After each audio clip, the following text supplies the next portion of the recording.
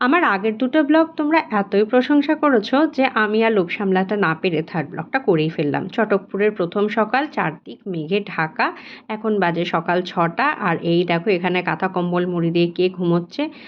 সে এতই টায়ার্ড যে এখন তাকে ডাকলেও সে উঠবে না। আমি যদি উঠেছি অনেক সকালে, এখন তো সব দিক দেখছো কীরকম মেঘে ঢাকা পড়ে গেছে, কিন্তু সকাল ৫টার দিকেও কিন্তু একদম সব পরিষ্কার ছিল, নীল আকাশ ছিল, সানরাইজ দেখা যাচ্ছিল, আমাদের হোমস্টের ছাদ থেকে কাঞ্চনজঙ্ঘা দেখা যাচ্ছিল। কিন্তু নিচে এসে ক্যামেরা নিয়ে আবার ছবি তুলতে যখন গেলাম তখন সব এরকম মেঘে ঢাকা পড়ে গেল। আর এখন কখন সূর্য মামার আবার দেখা পাবো জানি না। যখন পাবো তখন চেষ্টা করব আবার ছবি তুলতে। আর পাহাড়ে একটা জিনিস খুব সুন্দর লাগে, দেখো এখানকার ফুল গাছগুলো। আমি কিছুক্ষণ আগে বাইরে বেরিয়েছিলাম, আরও প্রচুর ফুল গাছ রয়েছে, আমি তোমাদের সেগুলোও ঘুরে ঘুরে দেখাবো। পাহাড়ের না সব কিছুই বড্ড সুন্দর, একদম ছবির মতন। সে এখানকার কুকুর বিড়াল হোক, কি সুন্দর দেখো হেঁটে ক্যাট ওয়াক হচ্ছে। আর কুকুর বিড়ালগুলো কত সুন্দর গায়ে লোমে ঢাকা, আবার গাছগুলো ফুলগুলো অযত্নেই বেড়ে চলেছে। আর এই দেখো সূর্যোদয়, হঠাৎ দেখতে পেলাম সানরাইজ। সূর্য এখন অনেকটাই ওপরে উঠে গেছে যদিও, আবার কিছুক্ষণের মধ্যে আবার মেঘে ঢাকা পড়ে যাবে। এবার আমরা যাচ্ছি, ঐনিক ঘুম থেকে উঠে পড়েছে এবং ঐনিককে নিয়ে আমি চললাম এখানকার চটকপুর মাউন্টেন ভিউ দেখতে। অ্যাকচুয়ালি ওখান থেকে কাঞ্চনজঙ্ঘা দেখা যায়, কিন্তু অলরেডি কাঞ্চনজঙ্ঘা আমাদের ছাদ থেকেই খুব সুন্দর দেখা গেছে। আর ভিউ পয়েন্টে যখন গিয়ে পৌঁছাবো তখন আশা করি আর কিছুই দেখতে পাবো না।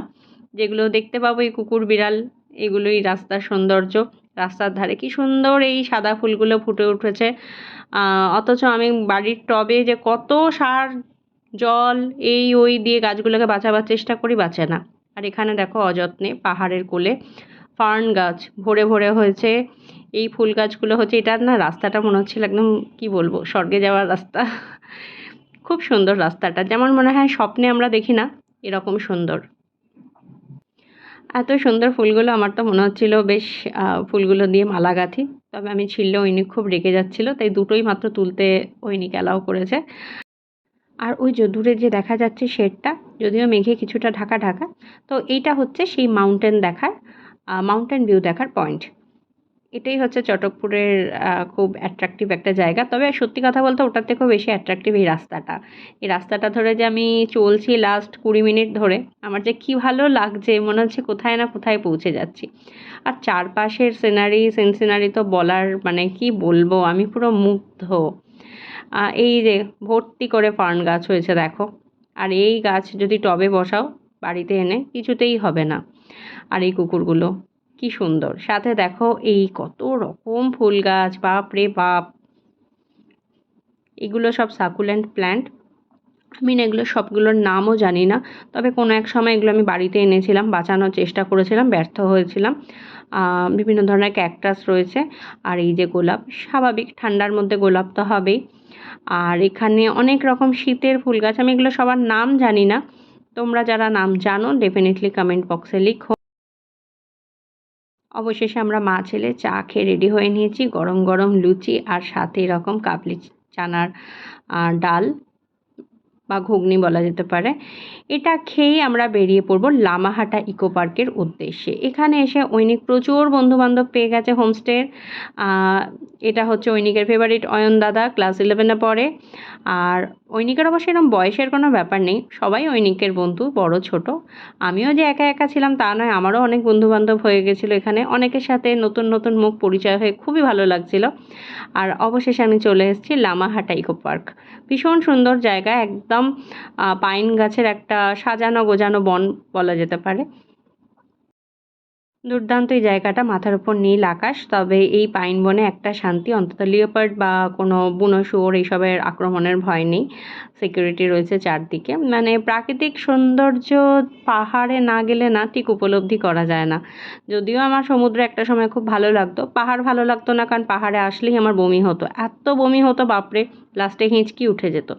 লাইফে এই প্রথমবার আমি পাহাড় ঘুরছি উইদাউট বমি। জানি না কেন, কিভাবে, কোন দৈবিক শক্তিতে আমার এবারে একদম সুস্থভাবে কেটেছে জানি না। এই দেখো আমি অনেক উঁচুতে উঠে গেছিলাম ছবি তোলার লোভে লোভে, বাট নামতে তো হিমশিম খেয়ে গেছে। আর বদমাইশ ছেলেটা আমার এই ভিডিওটা করেছে, পরে আমাকে দেখাচ্ছে যে দেখো আমি তোমার এটাও ভিডিও করে নিয়েছি। অ্যাকচুয়ালি এই পাইন বনটার একদম উপরের দিকে উঠলে লামাহাটা ইকো পার্কের মাঝখানে একটা লেক রয়েছে। তো সেই লেকটা যাবো ভেবেছিলাম, কিন্তু তারপর আমার হাঁটু এবং মন আর কি খুব একটা সাথ দিল না। মনে হলো যে আমি উঠবো তো বটে, কিন্তু যদি নামতে না পারি বিচ্ছিরি ব্যাপার হবে।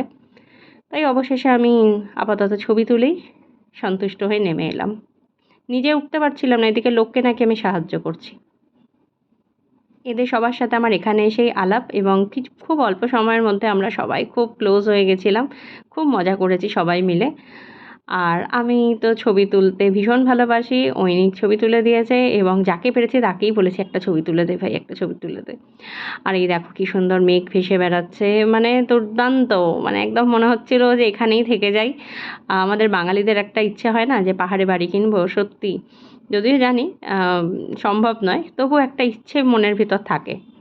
যতদিন বমি হতো ততদিন এরকম ইচ্ছা হয়নি। কিন্তু এইবারে এই ইচ্ছাটা একটু বেশি, বেশি করে হয়েছে। ব্লগ ভালো লাগলে অবশ্যই কমেন্টে জানিও।